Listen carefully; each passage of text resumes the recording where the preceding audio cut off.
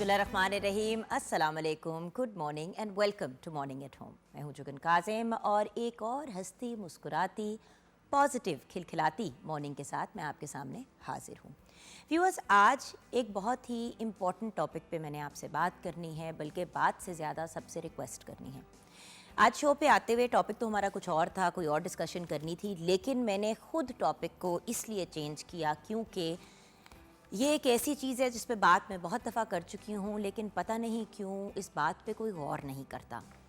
Traffic के जो हालात आजकल चल रहे हैं, they are actually shocking. Shocking से मुराद ये कि हैरान कुन, मतलब छोटे छोटे बच्चे जो हैं, यंग लड़के और लड़कियाँ गाड़ियाँ चला रहे हैं। लड़के जो हैं 15-15, 16-16 साल के मोटर बाइक पे वन व्हीलिंग करते हुए नज़र आते हैं। आज जब मैं ऑफिस आ रही थी मॉर्निंग शो के लिए पीटीवी, तो रास्ते में मैंने देखा कि दो लड़के मुख्तलिफ बाइक्स पे एक दूसरे के साथ ऑलमोस्ट रेस लगा रहे थे और उनकी उम्र 15-16 से ज़्यादा नहीं होगी और वो वन व्हीलिंग कर रहे थे।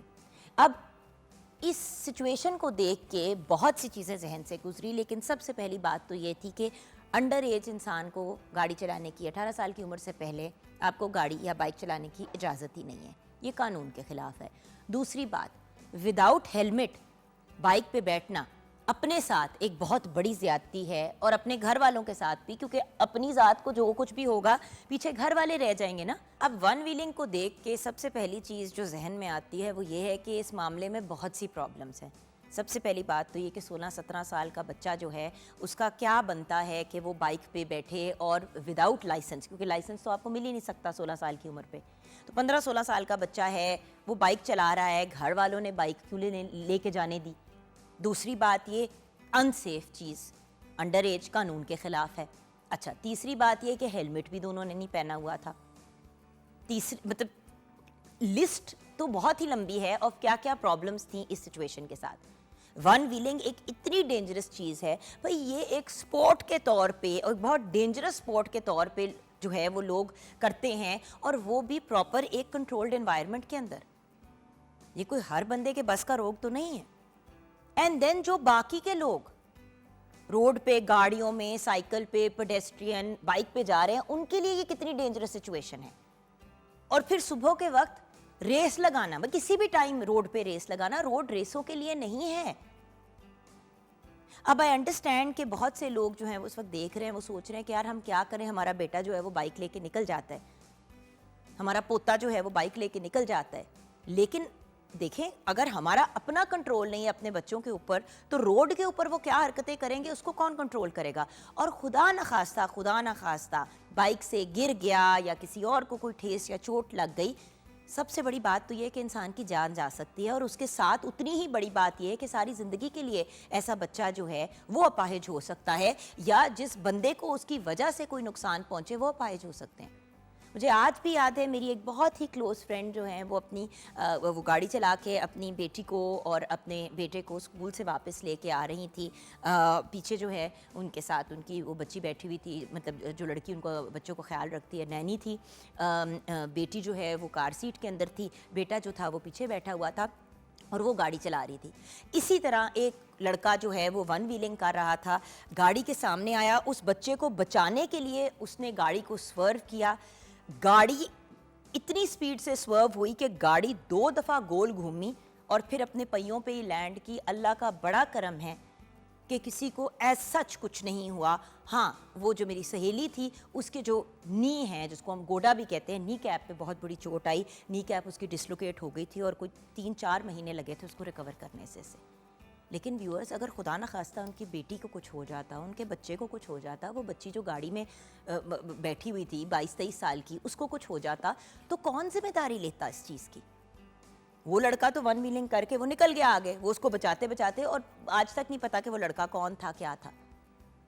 भाई, सबसे पहली जिम्मेदारी तो घरों में शुरू होती है, हमारे ऊपर ये एक जिम्मेदारी है। और मैं ये नहीं कह रही कि सिर्फ जो बच्चे बाइक पे होते हैं, चाहे आप गाड़ी पे हों चाहे आप साइकिल पे हों, एक रिस्पॉन्सिबल अंदाज में किसी भी व्हीकल को देखें। आप अगर किसी गाड़ी को या किसी बाइक को ट्रांसपोर्ट का मोड देखें तो एक फ़र्क बात है, लेकिन ये एक वेपन के तौर पे भी यूज़ किया जा सकता है।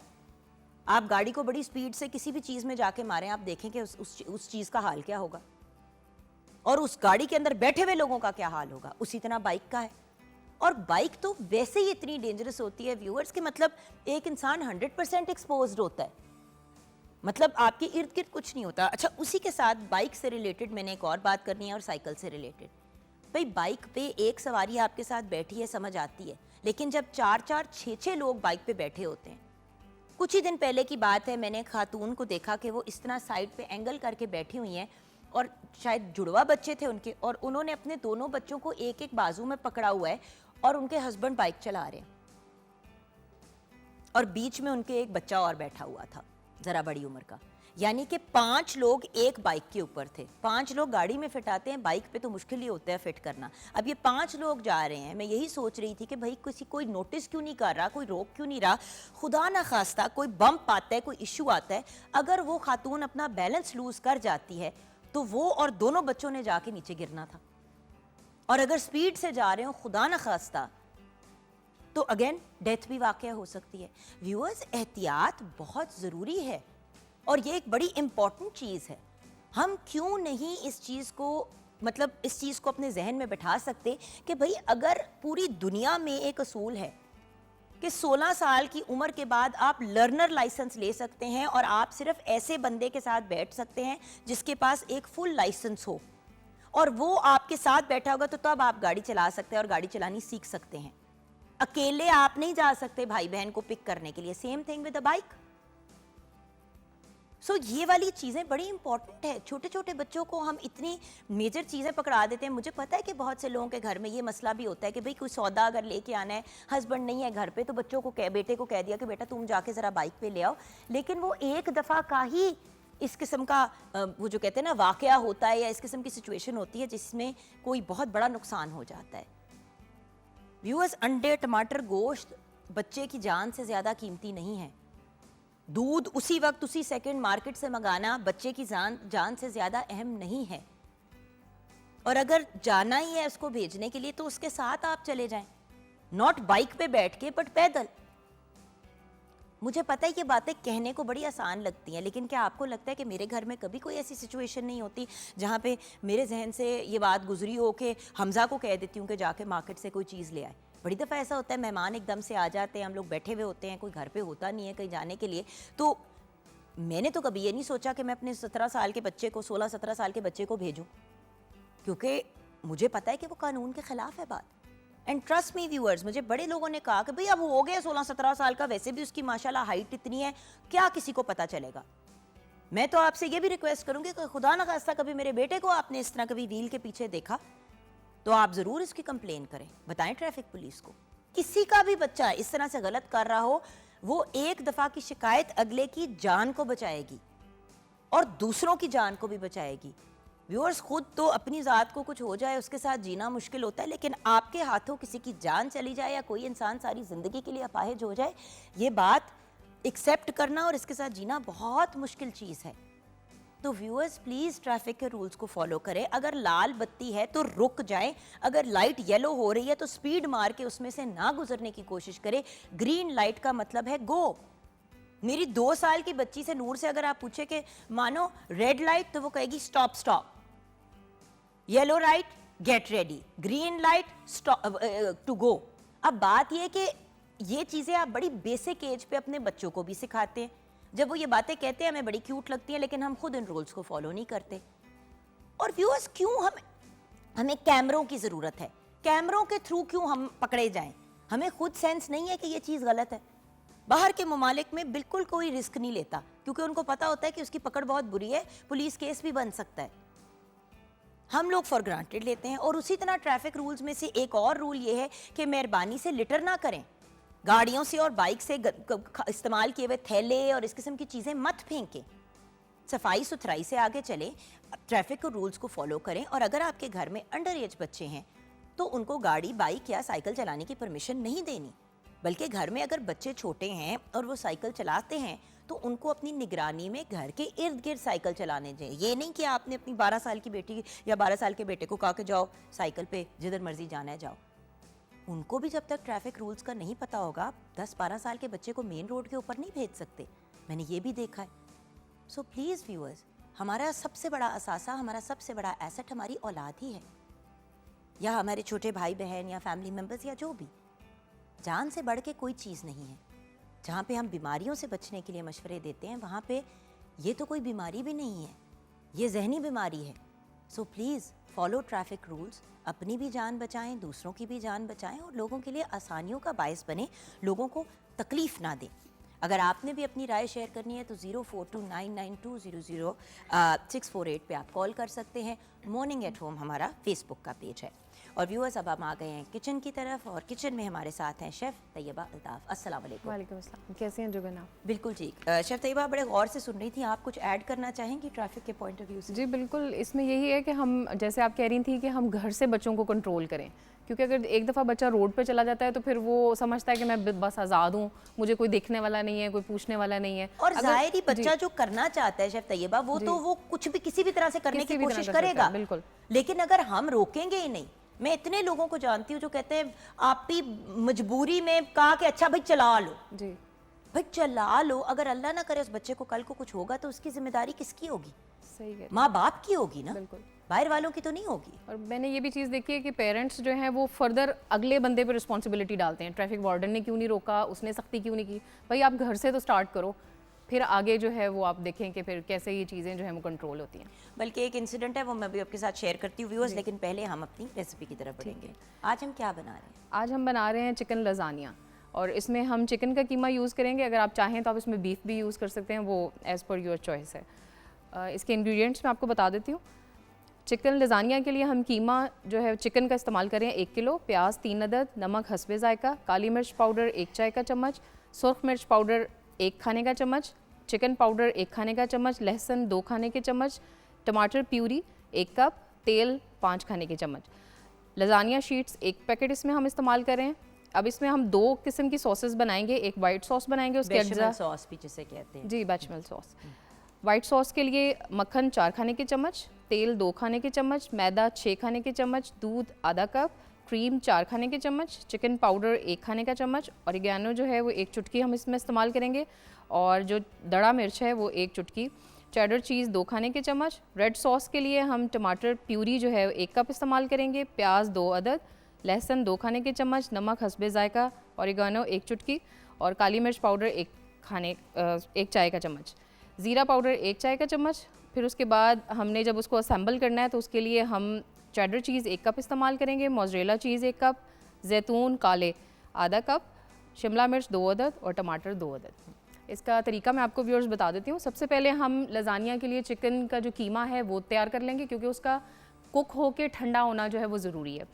उसके लिए हम क्या करेंगे कि प्याज जो हमने चॉप फॉर्म में लिए हैं उनको हम सौते करके, और उसके बाद उसमें चिकन का कीमा ऐड करेंगे, अदरक लहसुन की पेस्ट ऐड करेंगे, और सारे मसाले जितने मैंने आपको बताए हैं वो सब इसमें ऐड करके उसको अच्छी तरह कुक कर लेंगे। टमाटर प्यूरी भी डालेंगे अच्छी तरह। जब वो ड्राई हो जाएगा, खुश्क हो जाएगा और ठंडा हो जाएगा, उसको हम एक साइड पर रख देंगे। उसके साथ हम बनाएंगे वाइट सॉस, जिसके लिए हम सबसे पहले तेल गरम करेंगे, उसमें हम मक्खन ऐड करेंगे, और उसके साथ फिर हम उसमें मैदा ऐड करके उसको अच्छी तरह मिक्स कर लेंगे। अब वहाँ पे आपने ये ख्याल करना है कि जब आपने इसमें दूध ऐड करना है तो उसके लम्प्स ना बने, उसके लिए आपने विस्क इस्तेमाल करनी है, और अच्छी तरह जो धार है उसमें हमने बिल्कुल हल्की उसमें जो है हमने क्वांटिटी में आहिस्ता आहिस्ता दूध ऐड करना है, ताकि उसके लम्प्स या गुठलियाँ ना बने। उसके बाद अगर बन जाए ना जी, तो उसकी बहुत सिंपल सी ट्रिक ये है कि उसको ब्लेंडर में डाल के अच्छी तरह ब्लेंड कर लें। लेकिन ऑब्वियसली वो फिर इतना टाइम नहीं, और वो फिर मतलब वो चीज़ नहीं रहती, क्योंकि वो थिक हो जाती है, फिर उसको दोबारा पतला करना बहुत टाइम लग जाता है उसमें।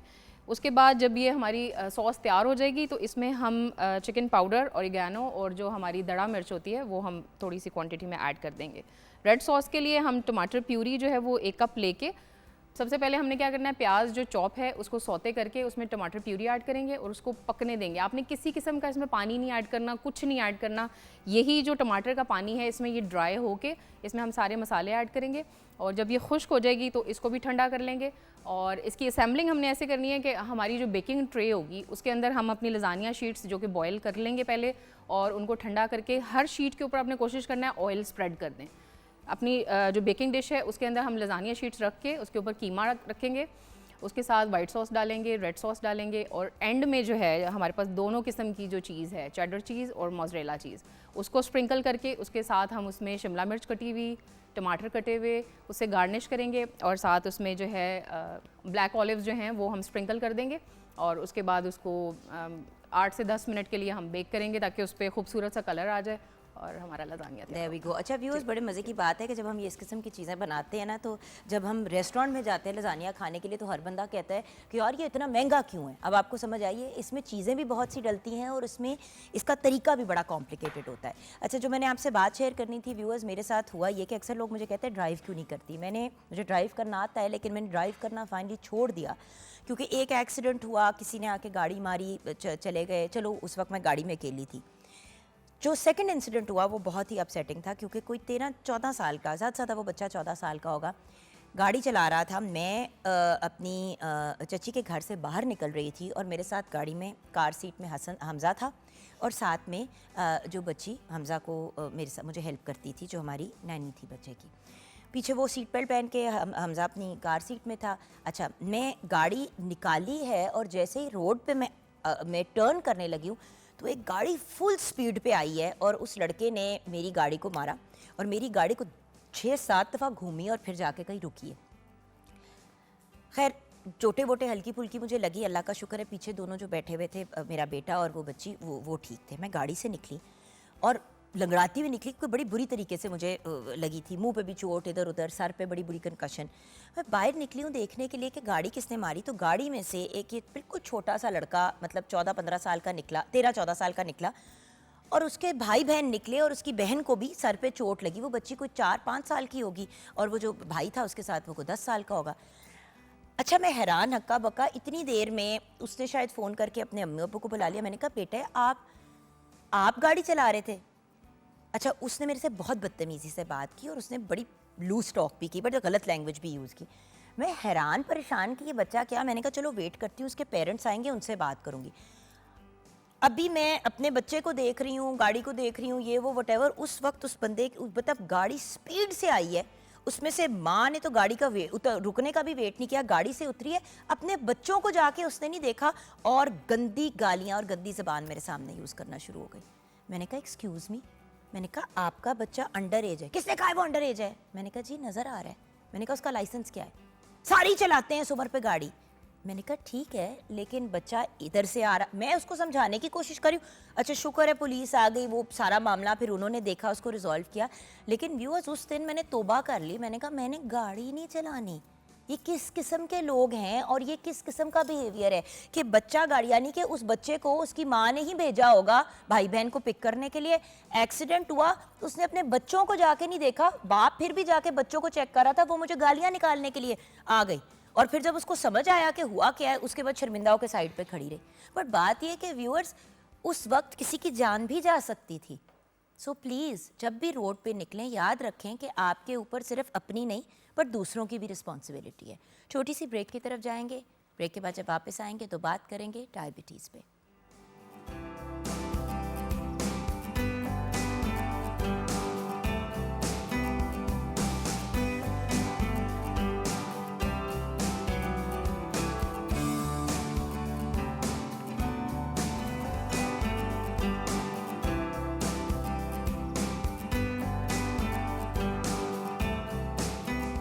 Welcome back from the break viewers. अच्छा व्यूअर्स, हम आज बात करेंगे डायबिटीज़ पे, और बहुत से लोग कहेंगे डायबिटीज़ पे तो हम 1000 दफ़ा बात कर चुके हैं। खैर 1000 दफ़ा तो नहीं की, बट कई दफ़ा बात कर चुके हैं, बिकॉज डायबिटीज़ एक बहुत बड़ा प्रॉब्लम है और एक बहुत बड़ा इशू है, कम अज़ कम पाकिस्तान में। और टाइप 1 डायबिटीज़ हो या टाइप 2 डायबिटीज़ हो, जब डायबिटीज़ का नाम लिया जाता है तो जिस भी इंसान को होता है उसके घर वाले शायद उससे भी ज़्यादा परेशान हो जाते हैं कि अब क्या होगा। लेकिन आज जिस पर्सनालिटी को हमने शो पे इनवाइट किया है, वो हमें टाइप 2 डायबिटीज़ का हल बताने जा रहे हैं, और काफ़ी अनहर्ड ऑफ बात है, बट लेट्स सी कि डॉक्टर साहब हमें क्या गाइडेंस देते हैं। हमारे साथ एक ऐसी पर्सनालिटी हैं जिन्होंने फेलोशिप की है laparoscopic obesity and metabolic surgery में from America and Belgium, also fellowship in surgery from Pakistan. आप क्योंकि laparoscopic obesity and metabolic surgeon हैं, एक प्राइवेट हॉस्पिटल में जनरल सर्जरी डिपार्टमेंट के हेड भी हैं, तो हमने सोचा कि लेट्स सी कि इनके और डायबिटीज़ के बीच में क्या कनेक्शन है। प्रोफेसर डॉक्टर मोहम्मद मोहसिन गिलानी हमारे साथ हैं। अस्सलाम वालेकुम। वालेकुम अस्सलाम and thank you very much. बड़ी मेहरबानी आपकी पहले फॉर इनवाइटिंग मी हियर। अच्छा डॉक्टर साहब, एक बात बताएं, डायबिटीज़ है क्या? क्योंकि उसके बाद मेरा अगला सवाल यही होना है कि डायबिटीज़ और सर्जरी की क्या कनेक्शन है, लेकिन डायबिटीज़ आखिर है क्या? जी बिल्कुल, आज हम जिस टॉपिक की बात करेंगे डेफिनेटली जिस तरह आपने बताया that is relatively a newer treatment option. तो उस ट्रीटमेंट ऑप्शन है वो लेप्रोस्कोपिक सर्जरी के ज़रिए टाइप 2 डायबिटीज़ का, वो उन पेशेंट्स का ट्रीटमेंट जो इसके लिए सूटेबल है। तो उसके लिए कोई भी हम ट्रीटमेंट करते हैं तो first thing which is very very important is the to know the what is the disease, कि डिज़ीज़ बीमारी है क्या बेसिकली। जी। इसीलिए जो शुगर है उसको समझना बहुत ज़रूरी है इसके लिए। तो शुगर बेसिकली किसी भी अगर ब्लड शुगर है, ग्लूकोज का लेवल ब्लड में एक ख़ास मिकदार से बढ़ जाता है तो वो डायबिटीज़ या शुगर या ज़ियाबीतस कहा जाता है उसको। एक नॉर्मल लेवल का शुगर का खून के अंदर या ब्लड के अंदर रहना वो इंतहाई ज़रूरी है, क्योंकि हमारे जितने भी खुलिए हैं या जो भी ऑर्गन्स हैं बॉडी के, वो ग्लूकोज को यूज़ करते हैं एज ए फूड। सही। तो उसके ख़ास लेवल में रहना ब्लड के अंदर ग्लूकोज का वो इंतहाई ज़रूरी है। अगर ये लेवल कम हो जाए तब भी नुकसानदेह, और ये लेवल अगर एक बढ़ जाए अपने ख़ास मिकदार से तो वो भी एक नुकसान का बायस बनता है, जिसको ज़ियाबीतस या डायबिटीज़ मेलाइटस कहते और हैं। इसको चेक करने के लिए फास्टिंग में भी आपकी शुगर चेक की जाती है, नॉर्मल भी चेक की जाती है। अब तो खैर एक टेस्ट भी आ गया जिसमें सारा कुछ आ जाता है, नहीं डॉक्टर साहब? जी बिल्कुल, ऐसे ही है। पहले तो जो शिकायत है उसको देखना चाहिए कि किन पेशेंट्स में ये अलामात अगर आएँ तो उसको डेफिनेटली ये टेस्ट करवाने चाहिए शुरू में, क्योंकि जो इसकी शिकायत होती हैं वो बहुत एक नॉमिनल सी आम सी होती हैं।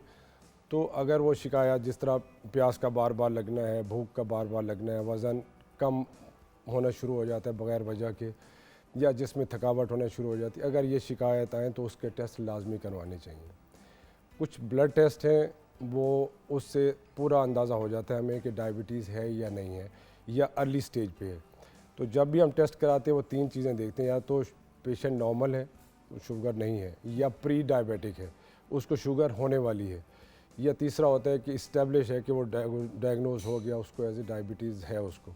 तो इसके लिए सबसे इम्पॉर्टेंट एक तो होता है हीमोग्लोबिन A1C जिसको कहते हैं, वो 3 महीने का टेस्ट होता है। तो 3 महीने की वो एक रीडिंग दे देता है कि आपको पिछले पिक्चर दे देता है, ब्लड पिक्चर। लास्ट 3 मंथ्स में कितना आपका ब्लड शुगर लेवल है। और उसके बाद एक फास्टिंग ब्लड शुगर है, खाली पेट 8 या 9 घंटे का फास्ट होता है। सुबह ब्लड शुगर उसका ब्लड सैंपल लेके तो उसमें टेस्ट हो जाती है। और जो तीसरा टेस्ट है वो खाने के 2 घंटे के बाद। तो ये एक बेसिक टेस्ट हैं जो कि हमें अंदाज़ा हो जाता है कि या कंफर्म हो जाता है कि पेशेंट डायबिटिक है या नहीं है। ठीक है। तो डॉक्टर साहब, अब जो आप सोल्यूशन लेके आए हैं हमारे व्यूअर्स के साथ शेयर करने के लिए, ये टाइप 1 में या टाइप 2 में या दोनों में मुफीद रहता है?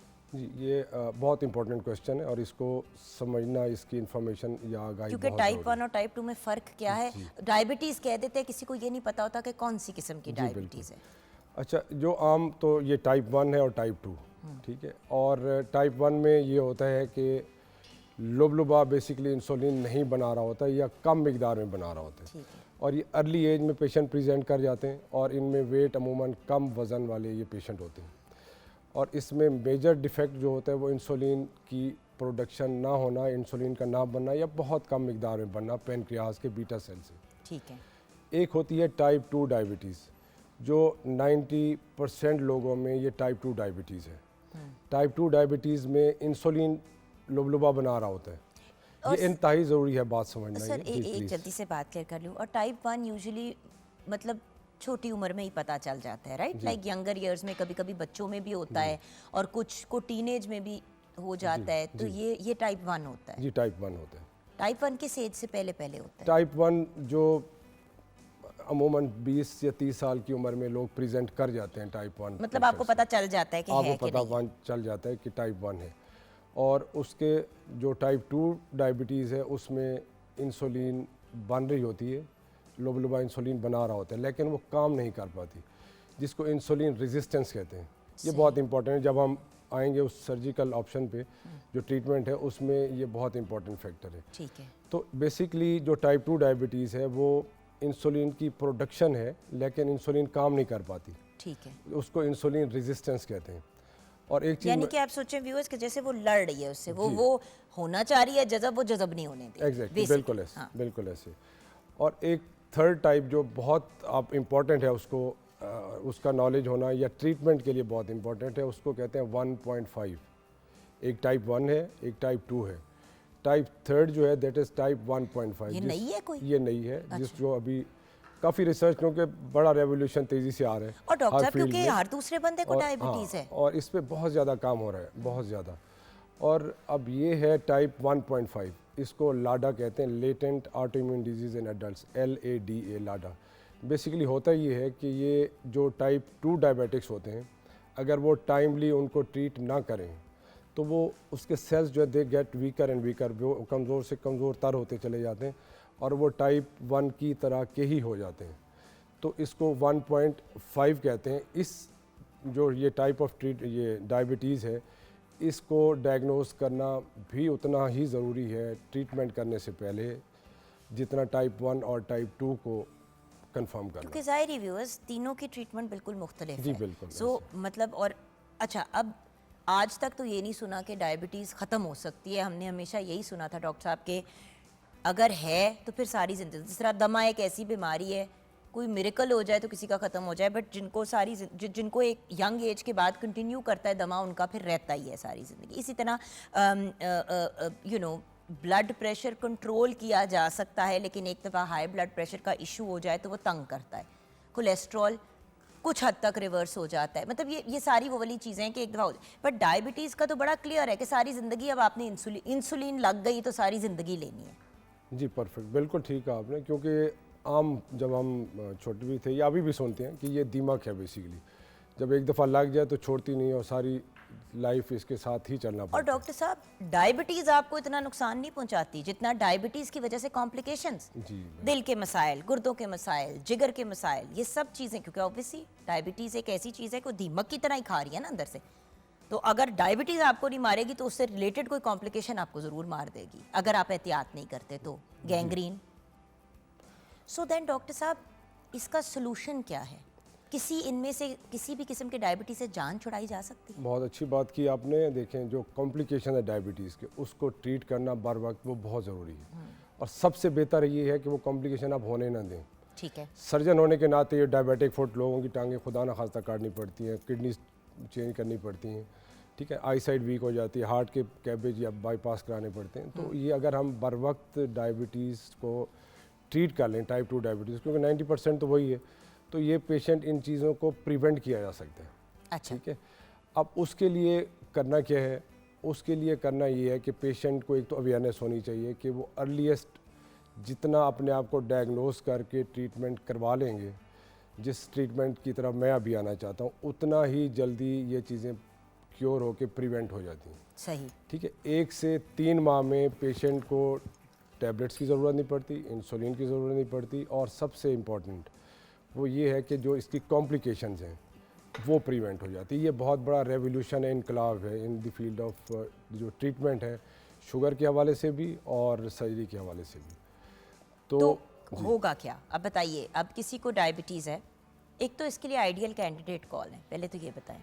जी, सिलेक्शन इसके लिए बहुत इम्पोर्टेंट है, क्योंकि जिस तरह मैंने पहले बताया कि लोबलोबे का रिजर्वायर होना या लोबलोबे का कितना अभी बॉडी के अंदर मौजूद है वो इम्पोर्टेंट है मालूम करना। ठीक है।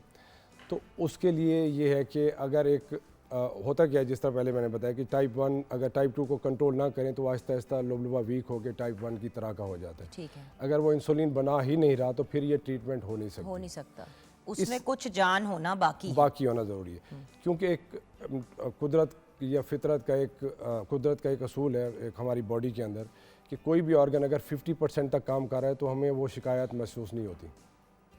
ठीक है। जब 50% से कम उसकी फंक्शनिंग होती है तब वो उसकी शिकायत आना शुरू हो जाती है और हम उसकी तरफ मुतवज्जे होते हैं। ठीक है। तो इसी तरह वो पेशेंट जो डायबिटीज़ में डायग्नोज हो चुके कि दे आर डायबिटिक, इसका मतलब ये है कि ऑलरेडी उनका 50% लोबलोबा चला गया, अब जो 50% है उसको हमने प्रिवेंट करना है या बचाना है, तो उसके लिए ये है कि उसके कुछ कितना % बचा हुआ है, उसके बेसिक ब्लड टेस्ट होते हैं, वो इम्पॉर्टेंट है उसके बारे में जानना। एक तो उसका ब्लड के टेस्ट होते हैं, जिस तरह ब्लड शुगर के टेस्ट कराते हैं, इसी तरह एक ब्लड सैंपल के ज़रिए वो टेस्ट हो जाता है। एक होता है सी पेप्टाइड लेवल।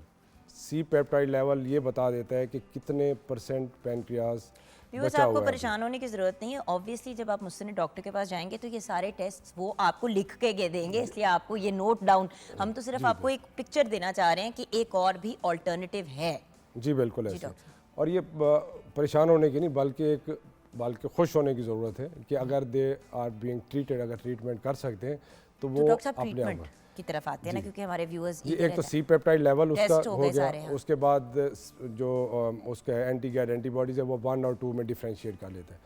अच्छा, अब ट्रीटमेंट ऑप्शन है क्या? ट्रीटमेंट जो है वो सर्जरी के ज़रिए, लेप्रोस्कोपिक सर्जरी के ज़रिए करते हैं, वो लेज़र सर्जरी उसको कह लें या कैमरा सर्जरी कह बेसिकली रहे एक हैं। छोटे से सुराख किया जाता है, बहुत छोटा सा, और उसके थ्रू जो है वो 5 मिलीमीटर या 10 मिलीमीटर के 1 सेंटीमीटर से कम के सुराख होते हैं, उसके साथ ये ऑपरेशन किया जाता है। इसमें कुछ जो इंसुलिन रेजिस्टेंस जो फैक्टर कर रहे होते हैं ना, एक तो मोटापा है, पेट के अंदर की चर्बी वो कर रही होती है, और दूसरा एक सबसे इम्पॉर्टेंट होता है जो छोटी आंत है उसके अंदर हार्मोन्स या सेक्रीशन या रतूबत पैदा होती है, जिसको इनक्रेटिन्स कहते हैं। ठीक है। तो ये जो टाइप 2 डायबिटीज़ के पेशेंट होते हैं इनमें वो इनक्रेटिन्स का लेवल बहुत लो होता है। ठीक है। अब इनक्रेटिन्स ने करना क्या है कि इंसुलिन की सेक्रीशंस को बढ़ाना है, और जो इंसुलिन के ख़िलाफ़ ग्लूकागॉन हार्मोन होता है उसको कम करना है, और इंसुलिन ने जहाँ पे जाके जिस रिसेप्टर्स के ऊपर अटैच होना है उसकी नंबर्स को बढ़ा देना है। सही। तो बेसिकली हमने ये इनक्रेटिन्स का लेवल बढ़ाना है इस सर्जरी के ज़रिए। ठीक है। ठीक है, और मोटापे को कम करना है, चर्बी को पेट के अंदर की, ताकि ये इंसुलिन रेजिस्टेंस तो एक खत्म हो तरह से जाए। लाइपोसक्शन करनी है। It is not liposuction. Liposuction तो पेट के ऊपर की होती है ना, जो फैट रिमूव करते हैं। बेसिकली स्टमक का छोटा सा पोर्शन हमने निकालना है, जहाँ से वो ग्रालिन एक हार्मोन होता है उसको कम करना है, और छोटी आंत का जोड़ लगाना है मैदे के साथ। ठीक है। छोटा, ताकि जो खुराक है 70% तो नॉर्मल रास्ते से जाती है और 20 या 30% डाइवर्ट होकर नीचे आती है, जो कि डाइजेस्ट नहीं होनी होती। ठीक है। तो वो खुराक जो डाइजेस्ट ना हो और वो डायरेक्ट ऑन एल सेल्स होते हैं छोटी आंत पे, जब उसको टच करते हैं तो वहाँ से इनक्रेटिन्स की प्रोडक्शन होती है। ठीक है। आजकल आपने वो इंजेक्शन देखे होंगे जो वेट रिडक्शन के लिए यूज़ करते हैं, और डायबिटीज़ के लिए भी। बेसिकली ये वो इनक्रेटिन्स या GLP-1 हार्मोन होते हैं जो कि इंजेक्शंस के थ्रू दिए जाते हैं। सही। और इस सर्जरी के ज़रिए वो हम कुदरती तौर पे या नेचुरली वो उन इनक्रेटिन्स या उन हार्मोन्स का लेवल बढ़ा देते हैं। सो यानी blood कि के अंदर। आपका वज़न भी कम होगा इस सर्जरी के थ्रू, और आपका ऑब्वियसली टाइप 2 डायबिटीज़ में अनफॉर्चुनेटली एक बड़ी कॉमन चीज़ जो हम देखते हैं वो है वज़न बहुत ज़्यादा होता है ऐसे लोगों का, और वो फिर एहतियात भी नहीं कर रहे होते बिकॉज, जी बिल्कुल। और इसीलिए डायबिटीज़ भी फिर उनकी आउट ऑफ कंट्रोल हो जाती है। तो इसमें वज़न भी कम होता है, लेकिन वज़न उतना हमें कम नहीं करना होता जितना मोटापे वाली या ओबेसिटी सर्जरी में करना है। ठीक है। ठीक है, इसमें थोड़ा सा डिफरेंस है। नहीं, मेरा मतलब है कि क्योंकि ये सर्जरी हो जाएगी तो इस सर्जरी के बाद आप जो रिजल्ट्स देखेंगे जी, उसमें बिल्कुल। आपकी डायबिटीज़ भी बेहतर हो जाएगी और आपका वेट भी कम हो Exactly, जाएगा, बिल्कुल ऐसे। बिकॉज ऑब्वियसली कोई चीज़ इनएक्टिव या ऊंच नीच है जिसकी वजह से आप ओबेसिटी की तरफ जा रहे होते हैं। बिल्कुल, तो डॉक्टर साहब फाइनली आप हमारे व्यूअर्स को क्या पैगाम देना चाहेंगे? ठीक है, जो पैगाम ये है कि बेसिकली ये एक बहुत ज़बरदस्त ट्रीटमेंट है इस वक्त। इनोवेटिव है, और इस वक्त मेरे तकरीबन मोर देन 50 पेशेंट्स हैं जो ऑन रिकॉर्ड हैं। उनको डायबिटीज़ ख़त्म हो गई उनकी, और दे आर डूइंग वेल, और बहुत खुश हैं। किसी भी एज पे वैसे हो सकता ये है? 70 इयर्स तक एज लिमिट है वैसे, it can be done on 70 years तक हम कर सकते हैं। ठीक है। तो टेक होम मैसेज ये है कि ईमान की नेमत के बाद सबसे बड़ी नेमत सेहत है। अगर सेहत आपकी है तो आप हर चीज़ आप इंजॉय भी कर रहे हैं, उसको फ़ायदा भी उठा रहे हैं। तो अपनी सेहत का ज़रूर ख्याल रखिए। और शुगर एक ऐसी बीमारी है जिसको जानना, और अगर इसकी शिकायत आप किसी में भी होती हैं तो काइंडली अपने टेस्ट बर वक्त करवा के, और जो इस ट्रीटमेंट के लिए सूटेबल हैं पेशेंट वो ज़रूर अपना इलाज करवाएं, ताकि इस बीमारी से परमानेंटली और इसकी पेचीदगियों से उनको वो बच जाएं। Thank you so much doctor साहब, बहुत ही इनोवेटिव और यूनिक सी एक आप इलाज लेके आए हैं डायबिटीज़ का, और अल्लाह करे कि आपको मज़ीद और इसमें कामयाबी मिले। 50 तो अपने इनके पर्सनल पेशेंट्स हैं जी, जो बिल्कुल ऑन है। रिकॉर्ड हैं। एंड बात यह है कि व्यूअर्स देखें, हर किस्म की चीज़ हम ट्राई कर लेते हैं, कम से कम एक ऑथेंटिक सेंसिबल चीज़ जिसकी मेडिकल पूरा प्रोसीजर भी डॉक्टर साहब ने आपको एक्सप्लेन किया है। एंड ऑब्वियसली व्यूअर्स, जान है तो जहान है।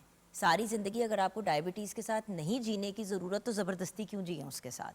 और यंगर लोगों को तो मैं डेफिनेटली रेकमेंड करूँगी कि वो जाएं और एटलीस्ट अपना चेकअप ज़रूर करवाएं। एक मैं सॉरी आपकी थोड़ी सी, क्योंकि ये कॉमनली आस्क्ड क्वेश्चन है जो मैं अभी पेशेंट्स जो मेरे आते हैं या उनके अटेंडेंट्स पूछते हैं, वो ये है कि ये हमें ये बताया जाता है कि ये वैसी बातें हैं सिर्फ, जैसे नथिंग, ऐसा कुछ भी नहीं है।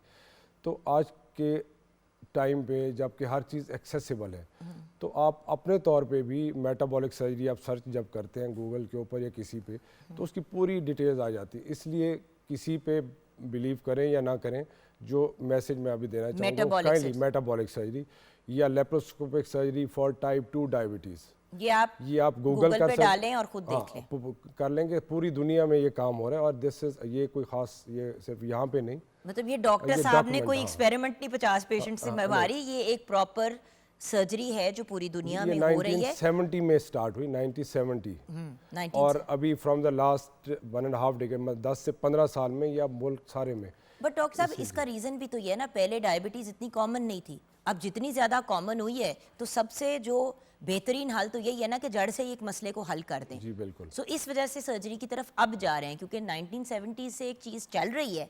बट ऑब्वियसली उस वक्त इतने केसेस नहीं थे, इतना ज़्यादा उसके बारे में वो हो नहीं रहा था। लेकिन आप खुद जाके जो है वो laparoscopic surgery for type 2 diabetes को सर्च करें या मेटाबॉलिक सर्जरी को सर्च करें, तो आपको इसके ऊपर पूरी इन्फॉर्मेशन मिल जाएगी। और अगर आपका दिल मानता है तो जाएं और अपने मुआलिज से इसके ऊपर डिस्कशन भी प्रॉपरली करें। Thank you so much doctor. बड़ी मेहरबानी, thank you very much. Viewers, हम छोटी सी ब्रेक के बाद वापस आएंगे।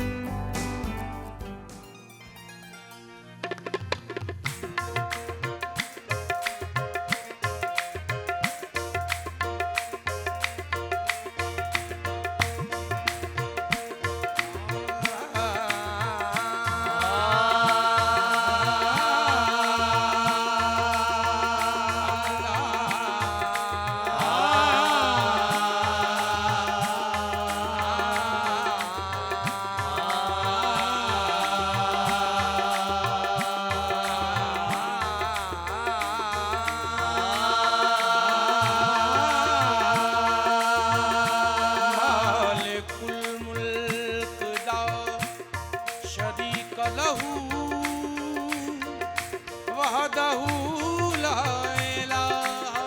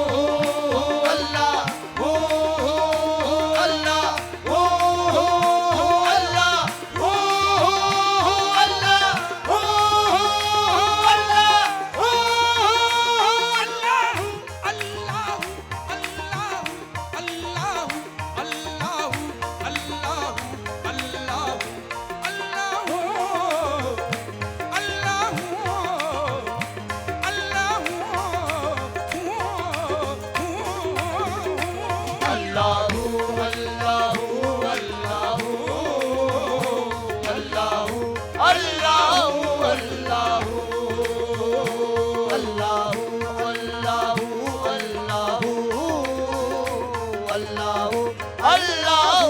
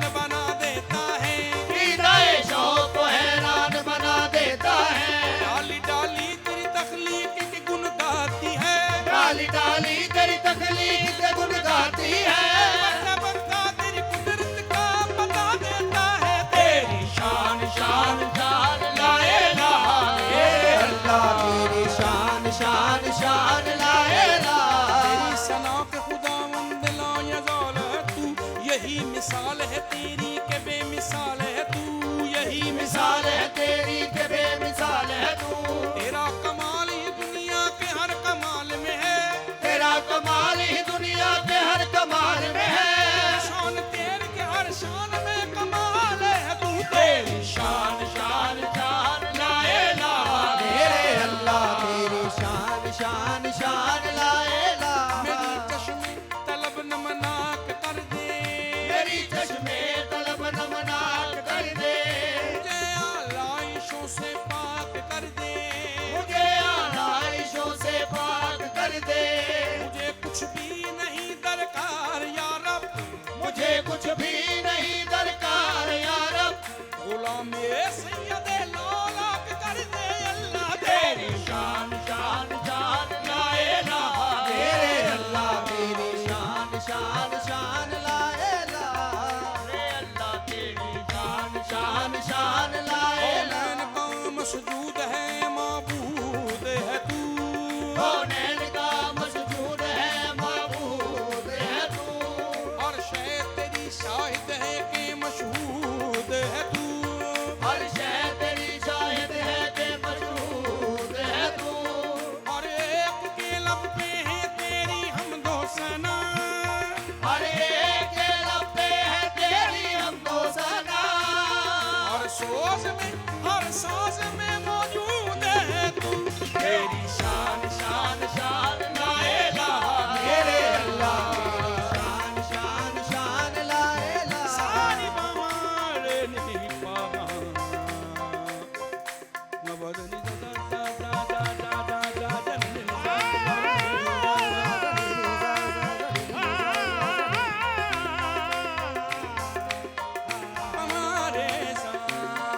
पमारे सा सारे मारे मा पापा मा दा दा बदनी ननी सानी दा मारे मारे नी रे सानी तेरी शान शान शान ला इलाहा। मेरे अल्लाह तेरी शान शान शान ला इलाहा। तेरी शान या वहदहू ला इलाहा तेरी शान या वहदहू। ख्यालो तजस्सुस तू ही आरज़ू, तू ख्यालो तजस्सुस तू ही आरज़ू। आँख की रोशनी दिल की आवाज़ तू, आँख की रोशनी दिल की आवाज़ तू। अला शरीका लहू अला शरीका लहू मालिके मुल्क तू, अल्लाहू अल्लाहू अल्लाहू अल्लाहू अल्लाहू अल्लाहू। ये ज़मीं जब न थी, ये जहां जब न था, ये ज़मीं जब न थी, ये जहां जब न था। चांद सूरज न थे, आसमां जब न था, चांद सूरज न थे, आसमां जब न था। राज़ हक भी किसी पे आया जब न था, राज़े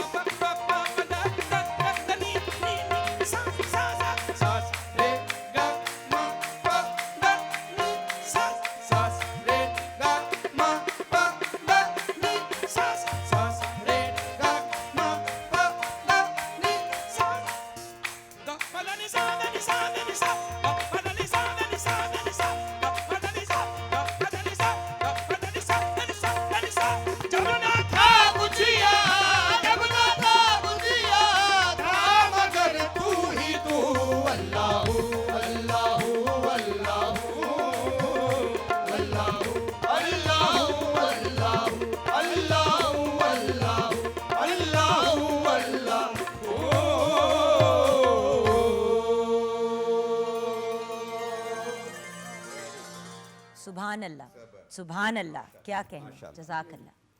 व्यूअर्स, इंट्रोडक्शन से पहले आज जिस ग्रेट पर्सनालिटी की डेथ एनिवर्सरी है, सबसे पहले हम उनकी बात करेंगे। आज 2 मार्च है और रिनाउन कवाल बदर मियां दाद आज के दिन हमसे जुदा हुए थे। 17 फरवरी 1962 को आप पैदा हुए। आपका ताल्लुक़ कवालों के बहुत ही रिनाउन घराने से था।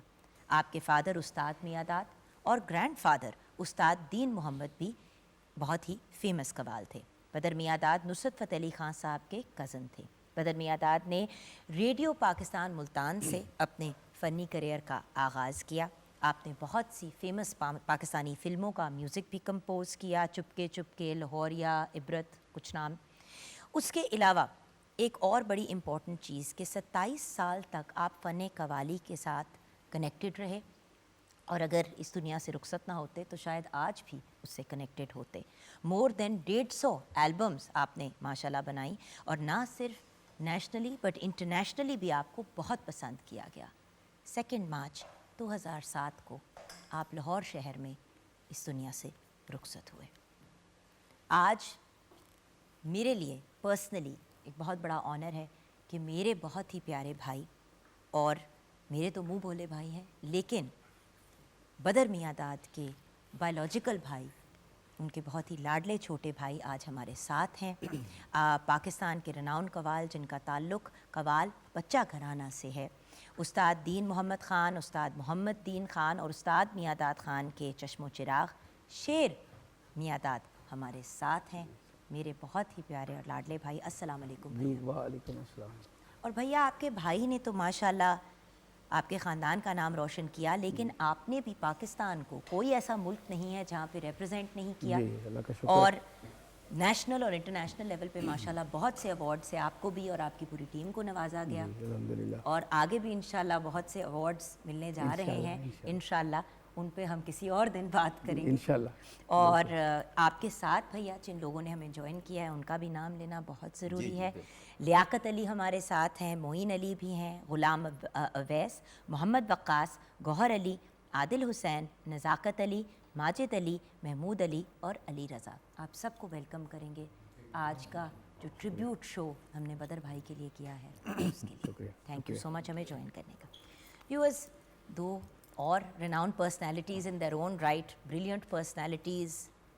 अगर कहें कि दे आर इंटेलेक्चुअल जीनियसेस तो ये बात बिल्कुल भी गलत नहीं होगी। एक ऐसे पेंटर, एक ऐसे आर्टिस्ट जिनके काम के थ्रू ही वो इतनी बातें कह जाते हैं कि शायद वर्बली उनको कहना इतना ज़रूरी नहीं रहता। वैसे तो आप एग्जीक्यूटिव डायरेक्टर हैं ऑफ अलहमरा।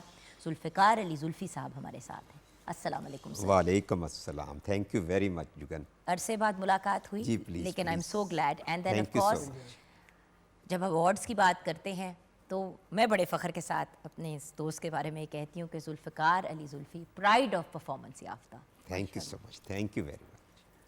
और दुआ है कि जल्द ही जो यंग लेडी हमारे साथ है उनको भी इस किस्म के अवार्ड से इंशाल्लाह नवाजा जाए। इंशाल्लाह। जो एक मल्टी डायमेंशनल पर्सनालिटी है, पोइटेस हैं, टीवी होस्ट हैं, राइटर हैं, कॉलमिस्ट हैं, रिसर्चर हैं। इसके अलावा Pakistan institute of language, art and culture की डायरेक्टर जनरल हैं, और रेडियो चैनल FM 95 की भी स्टेशन डायरेक्टर हैं। ये सब करोड़ों काम ये कैसे करती हैं आज तक मुझे तो शेर भाई समझ नहीं आई। हमारे साथ डॉक्टर सुगरा सदफ हैं। अस्सलाम वालेकुम। वालेकुम सलाम, बहुत शुक्रिया। अच्छा, आज क्योंकि एक बहुत ही बड़ी पर्सनालिटी, एक ऐसे लेजेंड को याद किया जा रहा है जो वक्त से पहले हमसे जुदा हो गए, लेकिन कुछ मुख्तसर से ही अरसे में बहुत ज़्यादा उन्होंने नाम कमा लिया। जवानी में बिल्कुल जवानी में ही, और उसके बाद फिर जो भी उन्होंने, उनको बड़ी यंग एज पे सीनियर आर्टिस्ट कंसिडर किया जाता है। जी sir. Yes yes yes. Actually क्योंकि मैं अलहमरा आर्ट सेंटर में पिछले कोई 35 साल से हूँ जुगन, और मैंने लोगों को, आर्टिस्टों को बनते देखा है, फिर जाते हुए भी देखा है।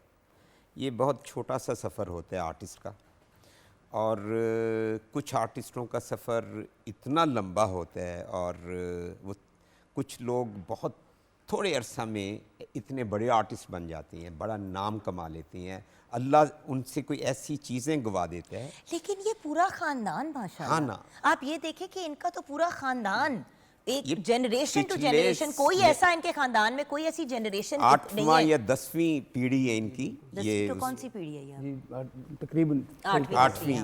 सो आप ही देखिए ना, इनके दादा परदादा उससे पीछे चले जाएं, तो मेरा ये यकीन है एक्चुअली ये जो सुर है ना, सुर ये कोई आप ऐसे नहीं गेन कर सकते, लर्न नहीं कर सकते, ये इनहेरिट होता है और अपनी पुश्तों से चलता आ रहा है, खून में चलता है। खून में चलता आ रहा है। और ये क्लासिकल अंग में मैं अगर ये कहूँ कि इनका जो घराना है, कवाल बच्चा घराना, ये प्योर क्लासिकल कवाल हैं, प्योर। और प्योर।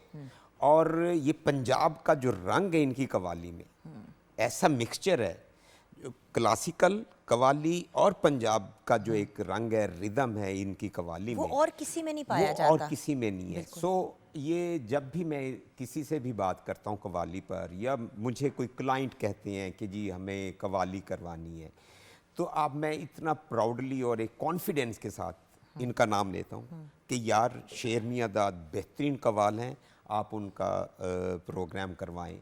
और ये एक जो कॉन्फिडेंस है एक प्रोड्यूसर को या ऑर्गेनाइज़र को, मैं बीइंग ऑर्गेनाइज़र अगर बात करूं, तो उसमें मैं 2-3 चीज़ें देखता हूं।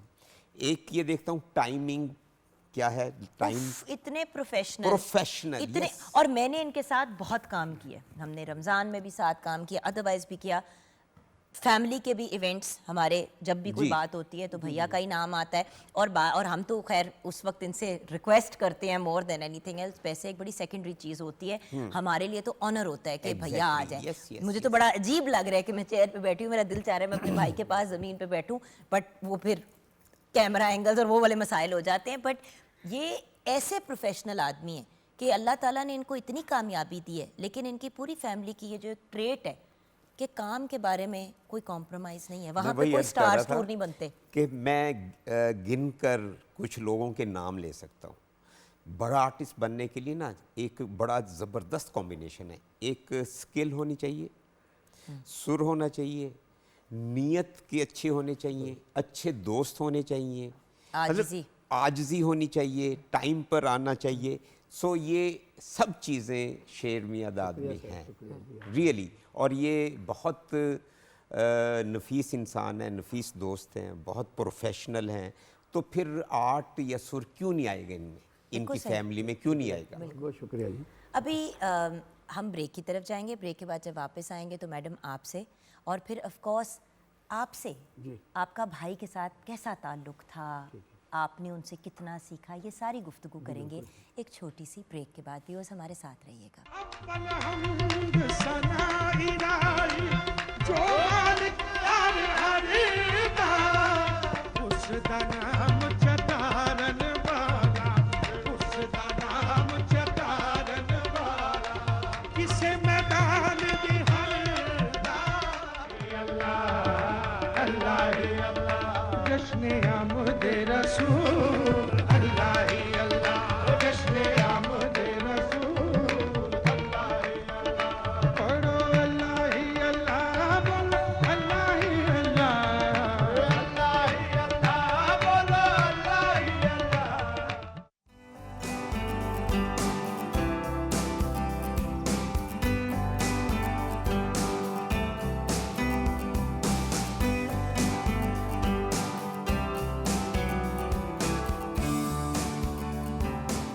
Welcome back from the break viewers. जैसे कि आप जानते हैं हमारे साथ आज दुनिया के इंटरनेशनली रिनाउंड कवाल शेर मियां दाद हैं और उनकी फैमिली है। तो ये जो इनका पूरा ग्रुप है ये इनकी फैमिली ही है, और ट्रिब्यूट भी इनके बड़े भाई को पेश किया जा रहा है, कवाल बदर मियां दाद। एक ब्रिलियंट पर्सनैलिटी, आज हम उनको याद करें। बड़ा प्यारा सा एक पैकेज भी आपने ब्रेक से पहले देखा।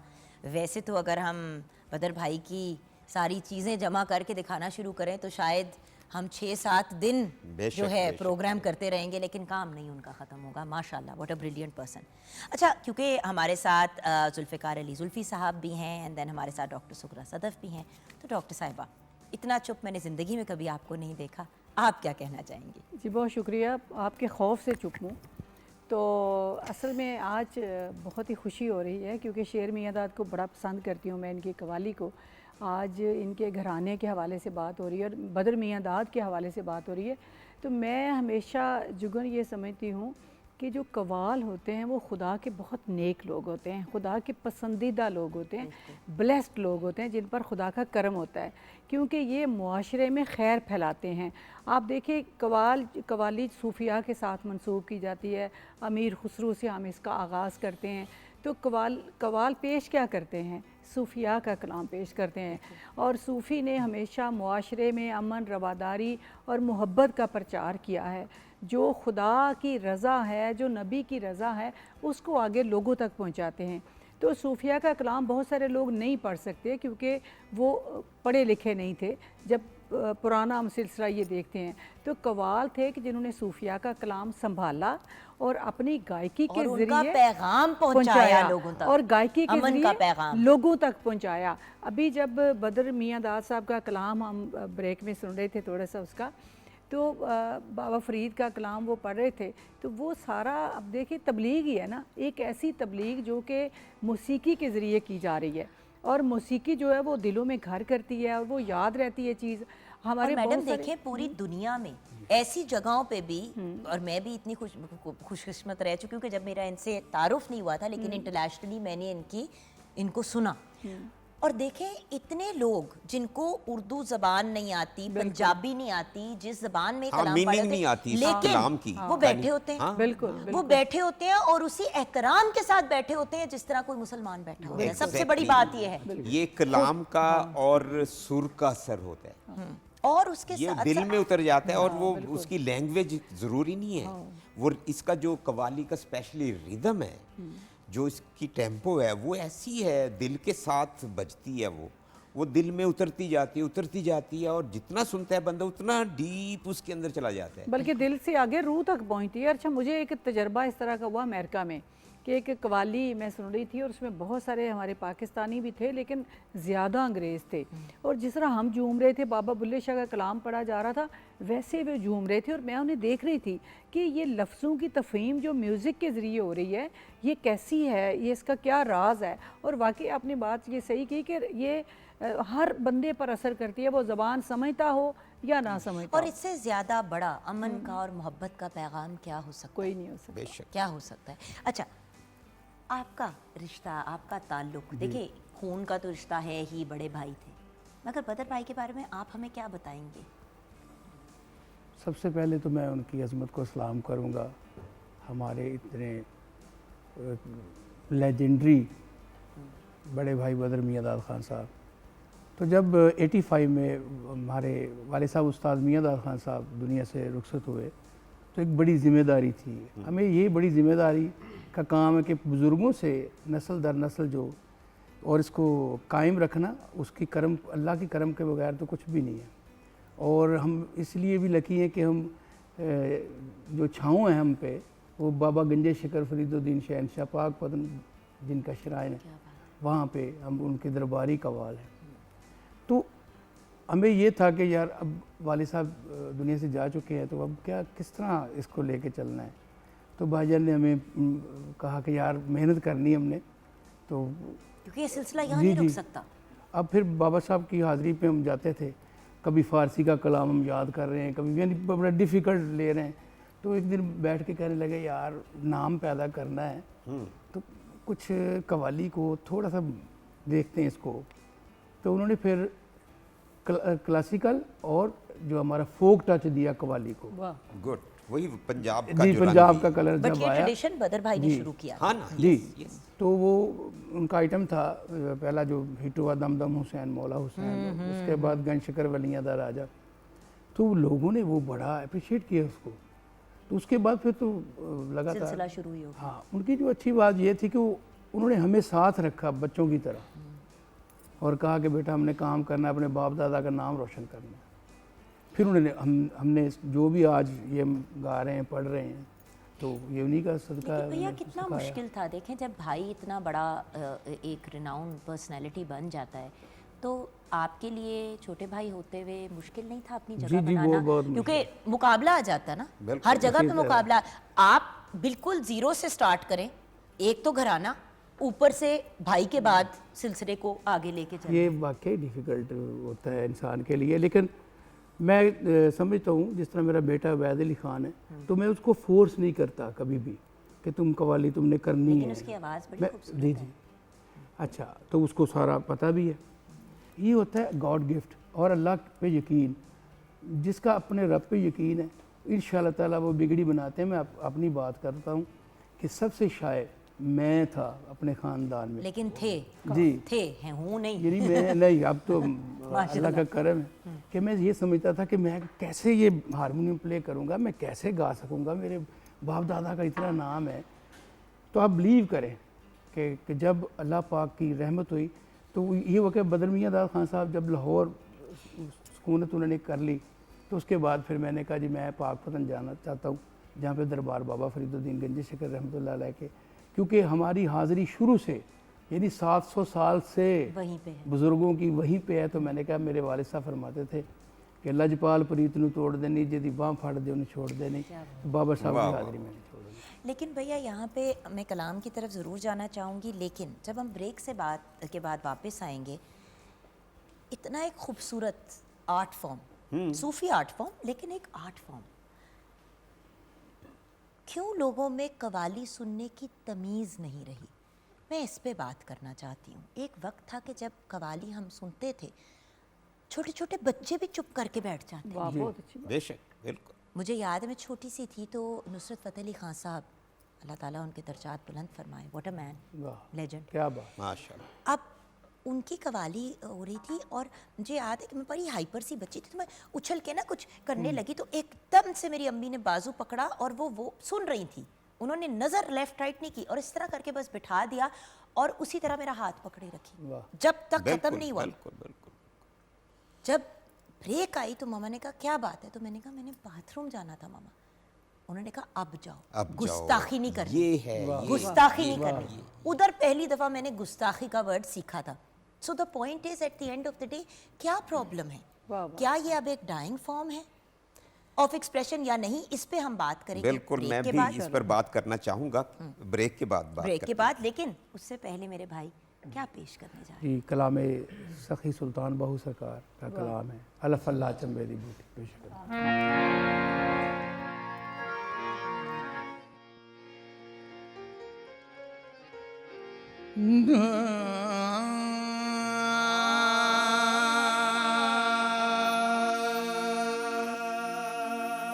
अल्फ अल्लाह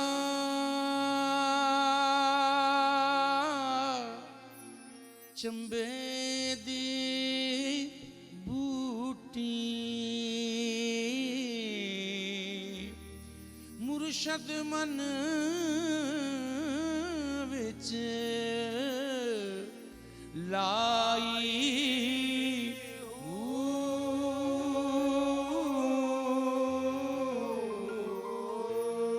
नफियस बात दा पानी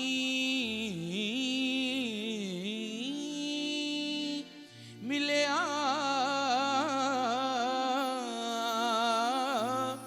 हर रगे हर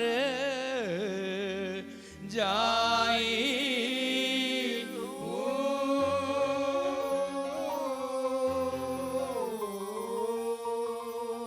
अंदर बूटी मुश्क मचाया जान फुलन पर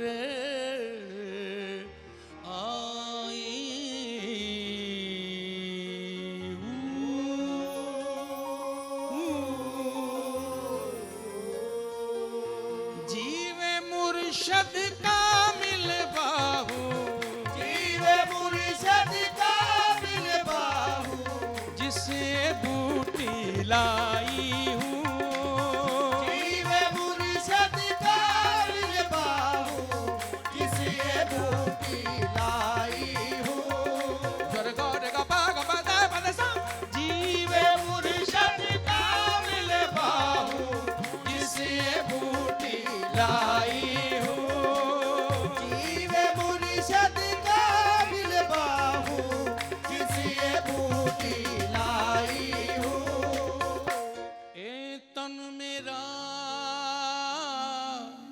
ਚਸ਼ਮਾ ਹੋਵੇ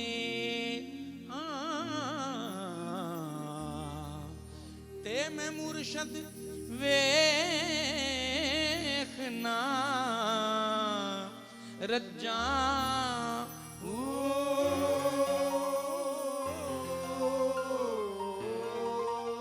ਲੂਲੂ ਦੇ ਵਿੱਚ ਲੱਖ ਲੱਖ ਚਸ਼ਮਾ ਇੱਕ ਖੋਲਾਂ ਇੱਕ ਕੱਜਾਂ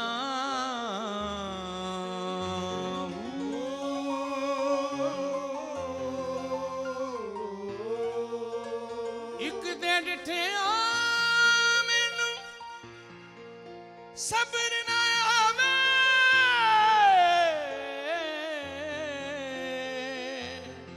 ਤੇ ਮੈਂ ਹੋਰ ਕਿਸੇ ਵੱਲ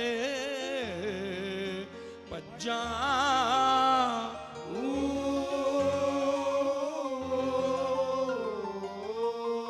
ਮੁਰਸ਼ਦ ਦਾ ਦੀਦਾਰ ਹੈ ਬਾਹੂ ਮੁਰਸ਼ਦ ਦਾ ਦੀਦਾਰ ਹੈ ਬਾਹੂ ਮੈਨੂੰ ਲੱਖ ਕਰੋੜਾਂ ਹੱਜਾਂ ਮੁਰਸ਼ਦ ਦਾ ਦੀਦਾਰ ਹੈ ਬਾਹੂ ਲੱਖ ਕਰੋੜਾਂ ਜਾਹੂ ਮੁਰਸ਼ਦ ਦਾ ਦੀਦਾਰ ਹੈ ਬਾਹੂ ਮੈਨੂੰ ਲੱਖ ਕਰੋੜਾਂ ਜਾਹੂ ਮੇਰੇ ਤਨ ਮੇਰਾ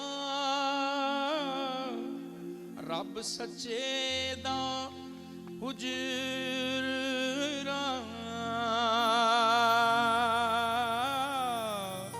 ਦਿਲ ਖਿੜਿਆ ਬਾਗ ਬਹਾਰਾਂ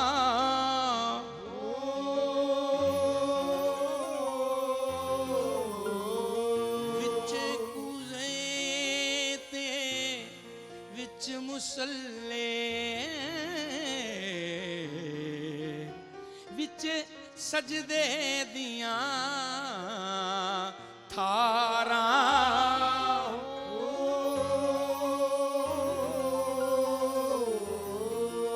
ਵਿੱਚ ਕਿਬਲਾ ਵਿੱਚ ਕਾਬਾ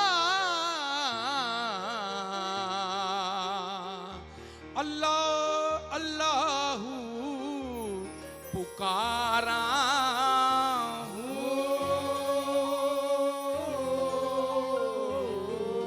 कामिल मुर्शद मिलिया बाहू कामिल मुर्शद मिलिया बाहू आप लैसी सारा कामिल मुर्शद मिलिया बाहू आप लैसी सारा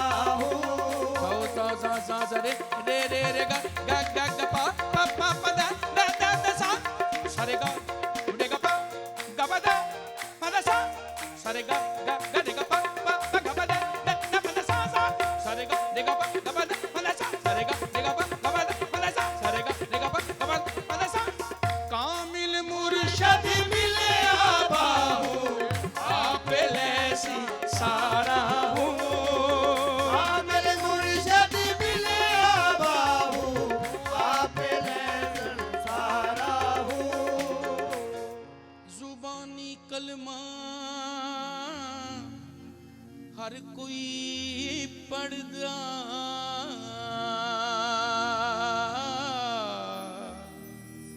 दिल दा पढ़दा कोई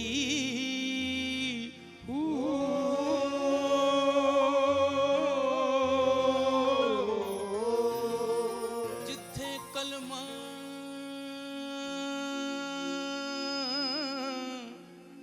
दिल दा पढ़िए उथे मिले जुबान ना टोई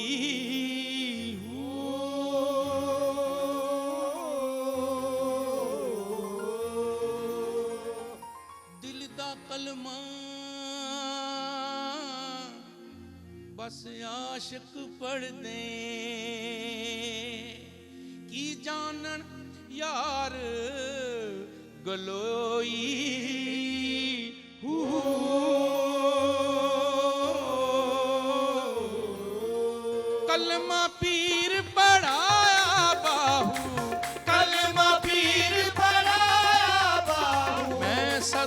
सुहागन होई हूँ।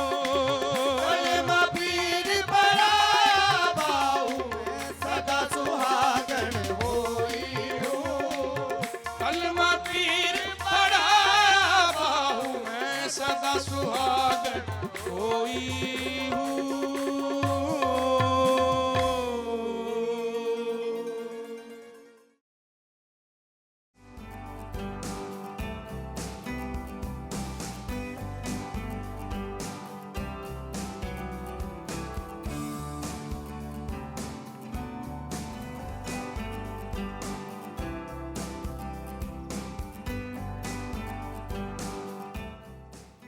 Welcome back from the break viewers. कवाल बदर मियांदाद साहब को हम ट्रिब्यूट पेश कर रहे हैं। आज उनकी डेथ एनिवर्सरी है। 2 मार्च 2007 को लाहौर शहर में वो हमसे जुदा हुए। को ट्रिब्यूट पेश करने के लिए इतनी ही ग्रेट पर्सनालिटीज़ आज हमारे साथ हैं। उनके छोटे भाई हमारे साथ हैं। एंड देन ऑफ कोर्स सुल्फी साहब, ब्रेक से पहले हम एक बात कर रहे थे, मैं चाहती हूँ कि उसके ऊपर हम ज़रूर बात करें कि कव्वाली को एक डाइंग आर्ट फॉर्म भी कहा जाता है, क्यों? एक्चुअली मेरा ख्याल है ये गलत है, बिल्कुल गलत है। ये हम खुद से फील करते हैं। और अगर मैं ये कहूँ जुगन कि एक पैच आया था बीच में, इसमें कोई शक नहीं है, जब नुसरत साहब की डेथ हुई उसके बाद एक पैच आया था। अदरवाइज़ अब जितनी कवालीन है शायद दूसरे सिंगर्स का कोई नहीं पूछते। मैं इसलिए इसका गवाह हूँ कि लोग मुझे क्यूरीज भेजते हैं कि कोई हर शादी पर। मैं यूथ के पॉइंट ऑफ व्यू से बात अच्छा, यूथ में आपकी पॉपुलैरिटी का क्या म्यार है? जिस चीज़ को यूथ एक्सेप्ट करती है वो आपकी पॉपुलर चीज़ होती है। बिल्कुल, हाँ। मैं अगर ये कहूँ, मुशायरा ख़त्म हो चुका था, लेकिन रिसेंटली अभी 2 फेस्टिवल हुए हैं, उसमें कोई 1200-1500 यंगस्टर मुशायरा सुन रहे थे, पुराने जितने हमारे सीनियर शायर हैं।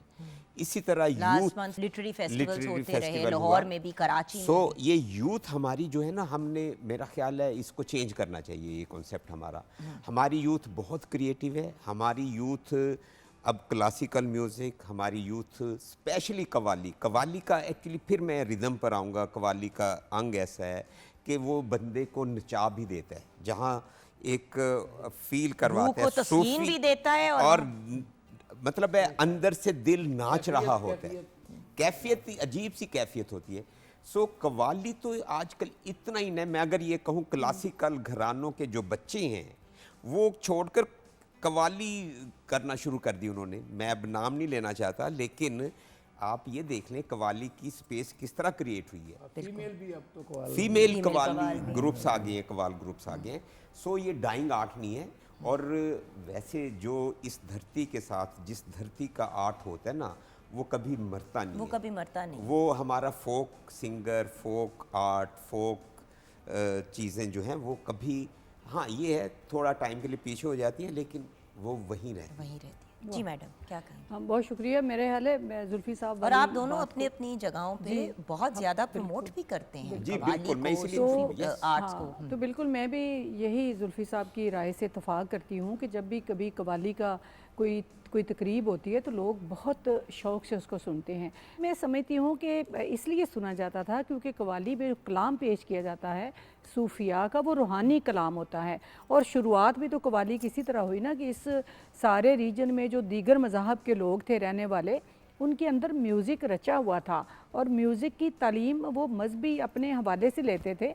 फिर हमारे मुसलमान सूफिया को ये करना पड़ा कि रूहानी कलाम को म्यूज़िक के साथ पेश किया और उस तरह कव्वाली का जो सिलसिला आगे बढ़ा। तो इसलिए हम जब ये कव्वाली होती है तो उसको बड़ा खुशू खजू और बहुत एहतराम से सुनते हैं, क्योंकि उसमें एक बड़ा मैसेज होता है जो कि अपने दिल में और रूह में समाना चाहिए उसको, और उसको लेकर आगे बढ़ना चाहिए। तो मैं समझती हूँ कि आज के दौर में कव्वालों ने बहुत तजर्बात भी किए हैं। जिस तरह अभी शेर मियांदाद है तो इन्होंने गज़ल को बहुत अच्छे तरीके से इसमें समाया है, बहुत खूबसूरत इन्होंने गज़लों को कव्वाली के ढंग में डाला है। फिर मैं बदर मियांदाद का वो जो हमारे जो सूफ़ी शायर हैं मियाँ मोहम्मद बख्श, वो उनका देखें कलाम किस कदर खूबसूरती से उन्होंने पेश किया है। तो इसलिए मैं समझती हूँ कि ये जिस चीज़ में तजर्बात होते हैं वो कभी ख़त्म नहीं होती। वो जौहर जो पानी खड़ा रहता है वो ज़रूर ख़त्म हो जाता है। तो इसलिए कवाली में तो इतने अच्छे तजर्बात हो रहे हैं और फिर जो कलाम इसके साथ जुड़ा हुआ है, इंस्ट्रूमेंट्स जुड़ गए हैं, वरना तो बेसिक इंस्ट्रूमेंट्स के साथ होता था, बिल्कुल। तो बेशुमार और पहले इनोवेशन आ गई है माशाल्लाह। और पहले कभी शादियों पे कवाली कभी नहीं होती थी, अब शादियों पे मस्ट हो गई कवाली। हिस्सा बन गया है, और रस्म इसके बन कि गई। हर बंदा चाहता है मुझे, मैंने एक दो लोगों से पूछा भी, मैंने कहा कि वाई कवाली, उन्होंने कहा देखो जहाँ पे हम मिलाद शरीफ करते हैं वहाँ पे जब हम कवाली करते हैं तो हम बरकत के साथ, और यूजुअली ये Exactly. शादी के एंड में नहीं, शादियों के शुरुआत में एक म्यूजिकल इवनिंग के नाम से या कवाली इवनिंग के नाम से लोगों को कवाली नाइट करते हैं, क्योंकि और मेरे ख्याल से कि नाच गाने वाली मेहंदियों से तो 100 गुना बेहतर है। मेरे ख्याल से तो इससे बेहतर क्या है कि एक पॉजिटिव और इतने अच्छे नोट के ऊपर आप आगाज कर रहे हैं दो लोगों की जिंदगी का रब के कलाम से। अच्छा जुगन, दूसरा इसमें जो ताली का है ना आंसर, वो बहुत ही खूबसूरत है ताली का। आप देखिए इसमें कई हवाले हैं कि हमारी जो बेसिक हम सीखते हैं, तसव्वुफ में पढ़ते हैं वादतुल वजूद के हवाले से कि कायनात की हर चीज़ ने खुदा की रूह में समाना है, खुदा कई जलवा है हर तरफ, इंसानों में है या किसी भी मज़ाहिर में है। तो जो दो ऐसे करना है, आप देखो साइंस की ज़बान में भी आप देखेंगे ना, दो मुरक्कब मिलकर एक चीज़ तख्लीक करते हैं। तो ऐसे दो ये बता रहे हैं, और ऊपर रुख है कि ऊपर हम एक बन के ऊपर जा रहे हैं, ऊपर वाले के साथ हैं। तो ये एक जो उसका रिदम है, मतलब इस दुनिया में हम साथ हैं, सारे हम एक हैं और हम सब मिलके अपने रब के, और किसी एक एक चीज़ को अगर व्यूअर्स अंडरस्टैंड करने की कोशिश करें ना, सारी ज़िंदगी आपकी मुकम्मल हो जाएगी, लेकिन फिर भी आप अंडरस्टैंड नहीं कर पाएंगे जो लेयर्स और जो डेप्थ है। इसीलिए आप हमेशा देखेंगे कि जो एक्चुअल, जैसे कि सर आपने कहा, एक ट्रू स्टार जो हैं उनके अंदर आजिज़ी भी होती है, और वो खुद कहते हैं कि हमें भी कुछ नहीं पता, हम सीख रहे हैं।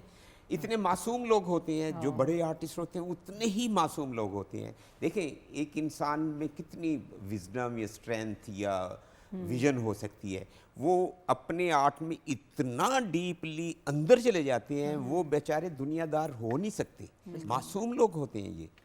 अच्छा दूसरा मैं कहती हूँ, सॉरी जुल्फी, दूसरा मैं ये बात कहती हूँ हमेशा कि जो सुर है ना, वो तब भी मेहरबान होता है जब आपका दिल साफ हो, आपके दिल में शर ना हो, वरना सुर लगता ही नहीं। बेईमान आदमी क्रिएटिव नहीं हो सकता। बिल्कुल, क्राफ्ट मैन हो सकता है, क्रिएटिव नहीं हो सकता। वाह। यहाँ पे आप लोगों का बहुत बहुत शुक्रिया कि इस महफिल का हिस्सा बने, और आप लोगों ने इतनी अच्छी और पॉजिटिव बातें की, और सबसे बढ़ के जिस ग्रेट पर्सनालिटी कवाल बदर मियां दाद साहब को हम ट्रिब्यूट पेश कर रहे हैं आज, आई होप कि हमने अपना थोड़ा सा हिस्सा डाल दिया उस ट्रिब्यूट को पेश करने में, और अल्लाह ताला बदर भाई के दर्जात बुलंद फरमाए और जन्नतुल फिरदौस में उनको आला तरीन मकाम अता फरमाए, आमीन। इस दुआ के साथ हम अपने शो को क्लोज ज़रूर करेंगे, लेकिन एक किचन में भी सिलसिला जारी था शेफ़ तैयबा का, उनसे भी जान लेते हैं। जी व्यूअर्स, हमारा लजानिया बिल्कुल रेडी है। जैसे मैंने आपको पहले भी बताया था, आपने इस चीज़ में कंफ्यूज नहीं होना कि अगर मैं चिकन का कीमा यूज़ कर रही हूँ तो आप कोई और नहीं यूज़ कर सकते। मैंने स्टार्ट में भी आपको बताया था, बीफ भी आप यूज़ कर सकते हैं, मटन का कीमा भी इस्तेमाल कर सकते हैं, वेजिटेरियन भी बना सकते हैं, मिक्स वेजिटेबल्स, बिल्कुल वेजिटेबल्स के साथ भी बना सकते हैं आप इसको। Thank you so much Tayyaba. और यहाँ पे शो को क्लोज करते हुए बहुत मोहब्बत और प्यार के साथ अपने प्यारे भाई का शुक्रिया अदा करूँगी, उनकी पूरी टीम का शुक्रिया अदा करूँगी, और उन सब लोगों का भी शुक्रिया अदा करूँगी जो बैक एंड पे सपोर्ट में बैठे होते हैं साथ, क्योंकि दिखने वाले लोग हैं, और जो दिखने वाले लोग हैं वो अपनी जगह, लेकिन उनकी टीम जो बैक एंड पे होती है उनके बगैर भी सब कुछ नामुकम्मल रहता है। सो भैया किस कलाम पे शो क्लोज करेंगे? मैं सबसे पहले तो मैं पीटीवी का शुक्रगुजार हूँ जिन्होंने हमारी फैमिली को हमेशा याद रखा, अल्लाह पाक इनको सलामत रखे, और जुल्फ़ी साहब हैं, बाजी सदफ़ हैं, आपको जुगन अल्लाह पाक सलामत रखे, सारी टीम को। और मैं जिस कवाली को मैं अब डेडिकेट करूँगा या उनको मैं ट्रिब्यूट में पेश करूँगा, वो हस्ती को मेरे बड़े भाई बदर मियां दाद खान साहब, उनको इसी कवाली से फेम मिला, वो थी तू नहीं थी तेरियां यादां सही, यादां दे सहारे जी। क्या बात।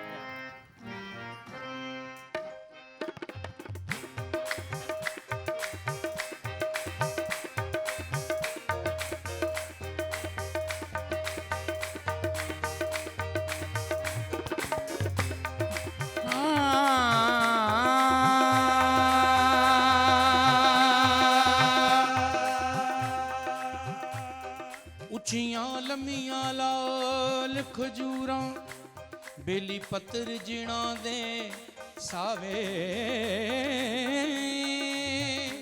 ਜਿਸ ਦਮ ਨਾਲ ਸਾਂਝ ਸਾਡੀ ਸਾਨੂੰ ਉਹ ਦਮ ਨਜ਼ਰ ਨਾ ਆਵੇ ਗਲੀਆਂ ਸੁੰਝ ਉਜਾੜ ਦਸੀਵਣ ਸਾਨੂੰ ਵੇੜਾ ਖਾਵਣ ਆਵੇ ਯਾਰ ਫਰੀਦਾ ਉੱਥੇ ਕੀ ਵਸਣਾ ਜਿੱਥੇ ਯਾਰ ਨਜ਼ਰ ਨਾ ਆਵੇ ਤੂੰ ਨਹੀਂ ਤੇ ਤੇਰੀਆਂ ਯਾਦਾਂ ਸਹੀ ਤੂੰ ਨਹੀਂ ਤੇ ਤੇਰੀਆਂ ਯਾਦਾਂ ਸਹੀ ਯਾਦਾਂ ਦੇ ਸਾਰੇ ਜੀ ਲਾਂਗੇ ਤੂੰ ਨਹੀਂ ਤੇ ਤੇਰੀਆਂ ਯਾਦਾਂ ਸਹੀ ਯਾਦਾਂ ਦੇ ਸਾਰੇ ਜੀ ਲਾਂਗੇ ਤੂੰ ਨਹੀਂ ਤੇ ਤੇਰੀਆਂ ਯਾਦਾਂ ਸਹੀ ਯਾਦਾਂ ਦੇ ਸਾਰੇ ਜੀ ਲਾਂਗੇ ਤੂੰ ਨਹੀਂ ਤੇ ਤੇਰੀਆਂ ਯਾਦਾਂ ਸਹੀ ਯਾਦਾਂ ਦੇ ਸਾਰੇ ਜੀ ਲਾਂਗੇ ਤੂੰ ਨਹੀਂ ਤੇ ਤੇਰੀਆਂ ਯਾਦਾਂ ਵੇ ਤੇਰੀਆਂ ਯਾਦਾਂ ਵੇ ਤੇਰੀਆਂ ਯਾਦਾਂ ਵੇ ਤੇਰੀਆਂ ਯਾਦਾਂ ਵੇ ਤੇਰੀਆਂ ਯਾਦਾਂ ਵੇ ਤੇਰੀਆਂ ਯਾਦਾਂ ਵੇ ਜਿਹੜੇ ਦਿਨ ਦਾ ਤੂੰ ਮੁਖ ਉਹ ਮੋੜਿਆ ਹਾਸਿਆਂ ਵੀ ਮੁਖ ਮੋੜੇ ਪਿਆਰ ਦੇ ਫੁੱਲ ਬਿਨ ਖਿੜਿਓਂ ਸੁੱਕੇ ਐਸੇ ਪੈ ਵਿਛੋੜੇ ਹਿਜਰ ਦਾ ਤੀਰ ਅੱਖਾਂ ਵਿੱਚ ਰੜਕੇ ਦੁੱਖ ਦੀਆਂ ਵਾਂਗਰ ਫੋੜੇ ਸਾਦਕ ਹੰਝੂਆਂ ਮਾਰ ਕੇ ਛੱਲਾ ਪਲਕਾਂ ਦੇ ਬੰਦ ਤੋੜੇ ਵੇ ਤੇਰੀਆਂ ਯਾਦਾਂ ਵੇ ਤੇਰੀਆਂ ਯਾਦਾਂ ਵੇ ਤੇਰੀਆਂ ਯਾਦਾਂ ਵੇ ਮੈਨੂੰ ਸੌਣ ਨਾ ਦੇਵਣ ਤੇਰੀਆਂ ਯਾਦਾਂ ਵੇ ਤੇਰੀਆਂ ਯਾਦਾਂ ਵੇ ਤੇਰੀਆਂ ਯਾਦਾਂ ਵੇ ਤੇਰੀਆਂ ਹਾਸਿਆਂ ਤੋਂ ਚੰਗੇ ਮੈਨੂੰ ਲੱਗਦੇ ਨੇ ਅਥਰੂ ਜਿਹੜੀ ਤੇਰੀ ਯਾਦ ਵਿੱਚ ਵਗਦੇ ਨੇ ਅਥਰੂ ਵੇ ਤੇਰੀਆਂ ਯਾਦਾਂ ਵੇ ਤੇਰੀਆਂ ਯਾਦਾਂ ਵੇ ਤੇਰੀਆਂ ਯਾਦਾਂ ਵੇ ਤੇਰੀਆਂ ਯਾਦਾਂ ਵੇ ਤੇਰੀਆਂ ਯਾਦਾਂ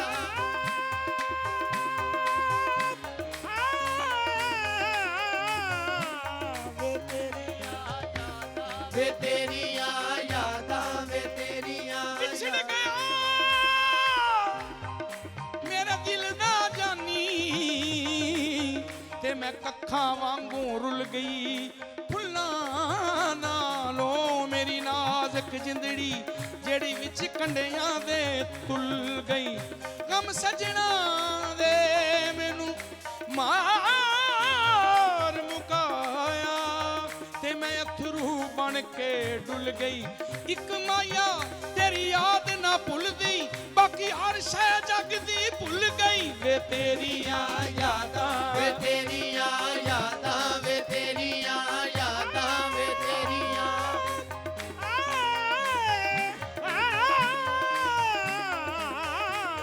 ਵੇ ਤੇਰੀਆਂ ਯਾਦਾਂ ਵੇ ਤੇਰੀਆਂ ਲਗਨੇ ਨਿਦਨ ਲਗਨੇ ਨਿਰੇ ਲਗਨੇ ਨਿਸਾ ਸਾ ਨੀ ਪਾ pani re sa sa sa sa sa sa pani sa ni ni ni ni ni ni pani re sa sa sa re ma ma ba ma pani pani sa sa re ma ma ba ma pani pani sa sa re ma ba ma pani pani sa sa re ma pani sa sa re ma pani sa sa re ma pani sa ve teriyan yaadan ve teriyan yaadan ve teriyan yaadan ve teriyan